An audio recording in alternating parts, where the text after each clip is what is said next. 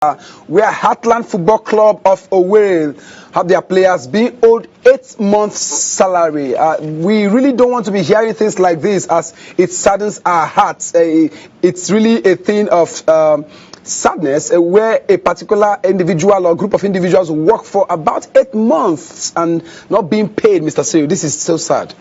Disturbing, and of course not worth hearing about a professional league side. Yes, we understand in a couple of climes players could be owed maybe 1 month, 2 months, some owed weeks, maybe 1 week or 2 weeks, but not 2 months, 3 months, 5, 6, 7, 8. That's quite a lot, and it looks as if the club ordinarily should go into to liquidation, because a situation where we have government overbearing influence on the club side. When there's a change of government, you see a situation where maybe the government that is coming new or taking over believes there have been some kind of deals, and either they don't have the favor, so they blank out with funding the team, and this is the kind of thing that happens. So I think the government of Imo State must do their very best and ensure that football continues in Imo State. And of course, Heartland FC, one of the notable teams you can find. Yeah, formerly in Iwenwu National.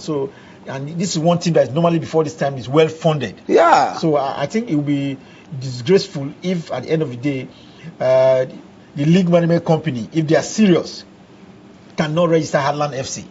Because one of the rules for the licensing rule is that you must show evidence that you can pay your players. Yes. And if you have not paid your players for 8 months, it will be out of this world, and I think some of us will be looking strongly at it if the league management company will register Heartland FC in the end of their competition, because they have not met the request standard for registration.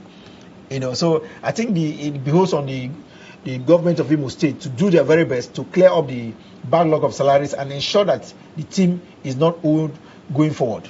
And a couple of weeks ago, I think a week or two ago, we heard about the female team over there across River State being owed over 12 months' salary. Do we continue to hear things like this? That's what you will continue to hear it as long as government's overbearing influence is on the teams. If the teams are run either semi-professionally or professionally, then you won't find stories like this.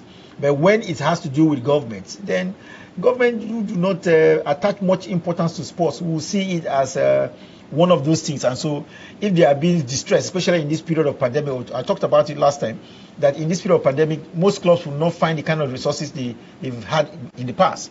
And if there is going to be cut, then the area of football will be, or sports generally, will be one of the areas that will feel the impact of the pandemic here in Nigeria, because it's all government sponsored. So I think we have to change our attitude in the way we see sports in the country. And of course, government across board must change their look, the way they feel or they see sports. Sports must be seen as either professional or semi-professional. And if we do that, then we believe players will be paid at as when due. All right.